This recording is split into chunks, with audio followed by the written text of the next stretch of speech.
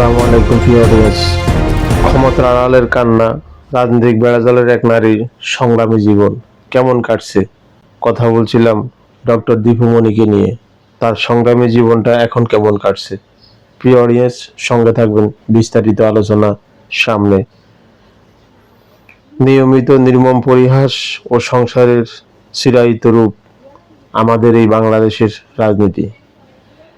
মানুষের জীবনের এক অদ্ভুত চারুকলিপি রয়েছে। প্রতিটি মানুষেরই একটা নির্দিষ্ট বয়সের পর কর্মব্যস্ততার কোলাহল থেকে মুক্তি চায়, খুঁজে বেড়ায় একটুখানি নিবৃত্ত অবসর। একজন নারীর জীবনেও এর চেয়ে পরম পাওয়া আর কিছু হতে পারে না, যেখানে থাকবে নিজের সাজানো সংসার, সন্তানদের কলকাকলি, আর জীবনের শেষ পর্যন্ত জীবনসঙ্গীর হাতটি ধরে শান্তিতে বেঁচে থাকার আকুতি। আমরা ভাবি ক্ষমতা কিংবা প্রতিষ্ঠা মানুষকে সুখ দেয়, কিন্তু আমাদের সমাজের রূপ বাস্তবতা হলো ভিন্ন।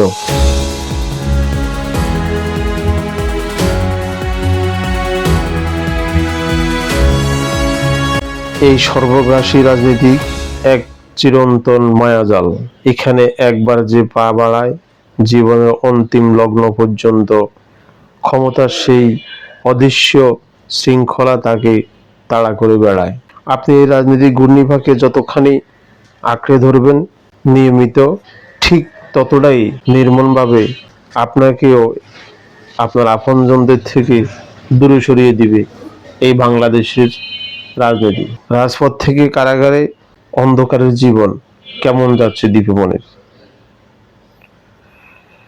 তিনি ছিলেন একজন দাফুটে সংসদ সদস্য, সাবেক মন্ত্রী এবং দেশের শীর্ষস্থায়ী রাজনৈতিক ব্যক্তিত্ব, যার একটিমাত্র ইশারায় একসময় কম্পিত হতো রাজপথ, যার পেছনে স্লোগান দিত হাজারো অনুসারী। অথচ সময়ের কি নিষ্ঠুর অবর্তন!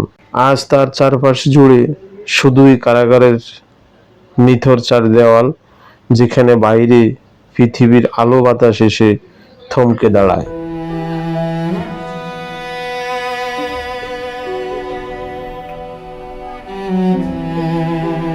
প্রিয় অডিয়েন্স, ক্ষমতার আলো যখন নিভে যায়, তখন মানুষের জীবনে নেমে আসে এক চরম একাকিত্ব। গত 19শে আগস্ট যখন কারাগারের অন্ধকূপের নীরবতা ভেঙে একটি সংবাদ তার কাছে পৌঁছালো, তখন তার পায়ের তলার মাটি যেন সরে গিয়েছিল। জীবনের দীর্ঘ সময়ের সুখ দুঃখের সাথী সুপ্রিম কোর্টের প্রবীণ আইনজীবী ব্যারিস্টার তৌফিক নেওয়াজ আর এই জগতে নেই। নিশ্চয় তিনি হয়তো এই দোয়াটাই পড়েছেন, ইন্না লিল্লাহি ওয়া ইন্না ইলাইহি রাজিউন। 12 ঘন্টার এক হাহাকার ও সাক্ষাৎকার, আইনের কঠোর বেড়াজালে আর মানবিকতার এক দোলছলের মধ্য দিয়ে 20শে আগস্ট ভোর 6টায় মুন্সিগঞ্জ জেলা কারাগার থেকে 12 ঘন্টার জন্য ফেরেলে মুক্তি দেওয়া হলো এই নারী রাজনীতিবিদকে। কিন্তু এই মুক্তি কোনো আনন্দের বার্তা বয়ে আনেনি। এ ছিল কড়া পুলিশ পাহারায় এক বুক খাকা করা শূন্য নিয়ে স্বামীর নিথর দেহবশে ছুঁয়ে দেখার এক চরম অনুভূতি। সকাল 9টার দিকে সুপ্রিম কোর্টের প্রিজন ভ্যানটি যখন ঢাকার কলাবাগানে সেই সেনা বাসভবনের সামনে এসে থামল, তখন চারপাশের বাতাস যেন এক নিদারুণ শোকে স্তব্ধ হয়ে গিয়েছিল। এই সেই গৃহকোণ যেখানে বহু বছর আগে তৌফিক নেওয়াজের সাথে জীবনের প্রথম বসন্তের সূচনা হয়েছিল। অথচ আজ সেখানে শুয়ে আছে প্রিয়তম মানুষটি, চিরতরে নীরব, নিস্পন্দন। রাজনীতির নির্মম সত্য ও স্মৃতির দীর্ঘশ্বাস। গাড়ি থেকে নেমে স্বামীর মরদেহ দেখা মাত্রই অশ্রু সংবরণ করতে পারলেন না তিনি। দীর্ঘদিনের রাজনৈতিক দাপট, ক্ষমতার অহংকার আর কারাগারের বন্দিত্ব সবকিছু যেন এই মুহূর্তে ধূলিসাৎ হয়ে গেল।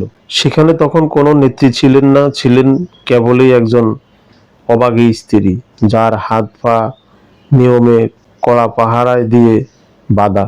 জোহরের নামাজের পর জানাজা শেষে যখন বনানী কবরস্থানে তৌফিক নেওয়াজের সমাহিত করা হচ্ছিল, ঘড়ির কাঁটা তখন তীব্র গতিতে টিকটিক করে জানান দিচ্ছিল তার হাতে সময় ফুরিয়ে আসছে। আমাদের এই দেশের রাজনীতি এমনই এক বন্ধুহীন নির্মম পথ, যা মানুষকে ঘর থেকে কেড়ে নিয়ে কিন্তু যখন ফিরিয়ে দেয় তখন হয়তো আর কিছুই অবশিষ্ট থাকে না।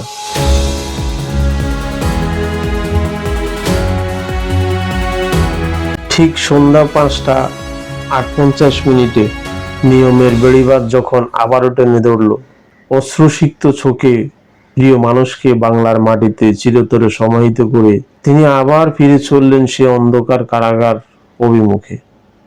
পেছনে পড়ে রইল এক জীবনের কোলাহল, ক্ষমতার মরীচিকা, আর সামনে রয়ে গেল শুধু একাকিত্ব, স্মৃতি, দীর্ঘশ্বাস, ক্ষমতা বনাম পরিবার। এই করুণ পরিণতি কি আসলেই এড়ানো যেত না? রাজনীতির এই দৃশ্য খাঁচা থেকে কি কোনোদিন মুক্তি মিলে? সম্মানিত অডিয়েন্স, এ হচ্ছে রাজনীতির মায়াজাল, রাজনীতির মহাকাব্য শিক্ষা। শেষ পরিণতি কি হয়? এই করুণ অধ্যায়টি সমসাময়িক কালের প্রতিটি রাজনীতিবিদদের এক জ্বলন্ত অমোঘ শিক্ষা। ক্ষমতার মরীচিকার পিছনে ছুটতে ছুটতে আমরা প্রায়শই ভুলে যাই যে জীবনের সবচেয়ে বড় সত্য হলো আমাদের পরিবার এবং আপনজন। এদেশের রাজনৈতিক প্রেক্ষাপটে এক অদ্ভুত চোরাবালি। এখানে আপনি ক্ষমতার মোহ আর উচ্চ আকাঙ্ক্ষা যতখানি অন্ধ হয়ে দৌড়াবেন, একটা সময় পর এই রাজনীতি আপনাকে তার চেয়ে দ্বিগুণ গতিতে উল্টো পথে দৌড়াতে বাধ্য করবে। আর যিনি ক্ষমতার মসনদে বসে অহংকারের মত্ত, কাল তিনি হয়তো নিয়তির নির্মম পরিহাসের পরিণত হবেন এক অসহায় বন্দিতে। ক্ষমতা চিরস্থায়ী নয়, কিন্তু পরিবারের ভালোবাসা আর ত্যাগের ঋণ কোনোদিন শোধ হওয়ার নয়।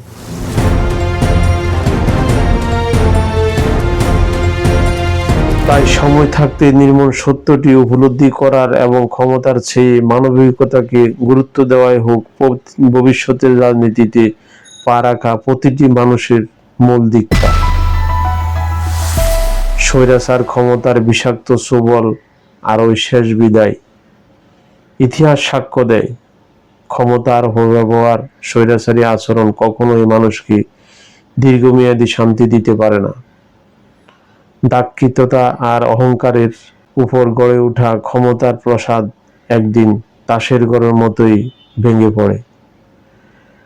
যখন সেই পতন আসে, তখন শুধু রাজনৈতিক জীবনের অবসান ঘটে না, বরং তা একজন মানুষের ব্যক্তিগত পারিবারিক জীবনেও সম্পূর্ণ তছনছ করে দেয়। স্বৈরাচারী মনোভাবের কারণে মানুষ সাধারণ জনগণের কাছ থেকে তো বটেই, একসময় নিজের পরিবারের শান্তিময় পরিবেশ থেকেও চিরতরে বিচ্যুত হয়ে পড়ে। ক্ষমতার লোভ আর অন্ধ অহংকার এক মুহূর্তের জন্য মানুষকে মানসিক প্রশান্তি দেয় না, বরং তা বয়ে আনে এক অন্তহীন অনুশোচনা আর বন্দিত্বের গ্লানি। তাই এই ঘটনা কেবল একটি পরিবারের করুণ গল্প নয়, এটি হলো ক্ষমতার দ্বন্দ্বে অন্ধ হওয়া প্রতিটি শাসকের জন্য প্রকৃতিক এক নির্মম চপেটাঘাত।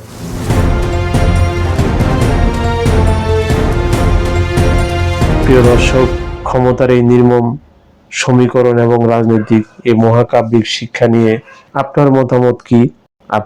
আপনি কি মনে করেন? সময় থাকতে রাজনীতিবিদদের এই সত্য উপলব্ধি করা উচিত? আপনার মূল্যবান চিন্তা ভাবনা অবশ্যই কমেন্ট করে আমাদের জানান। গল্পটি ভালো লাগলে ভিডিওটি শেয়ার, লাইক দিন, আপনার বন্ধুদের সাথে শেয়ার করুন। এমন বাস্তবতা চোখে তুলে দেওয়ার মতো গল্প নিয়মিত পেতে আমাদের এই ড্রিম চ্যানেল সাবস্ক্রাইব করে পাশে থাকুন। আজ তাহলে এই পর্যন্ত। খুব শীঘ্রই দেখা হবে নতুন কোনো বাস্তব ঘটনার অন্তরালের গল্প নিয়ে। সে পর্যন্ত সবাই ভালো থাকুন, সুস্থ থাকুন। আল্লাহ হাফেজ।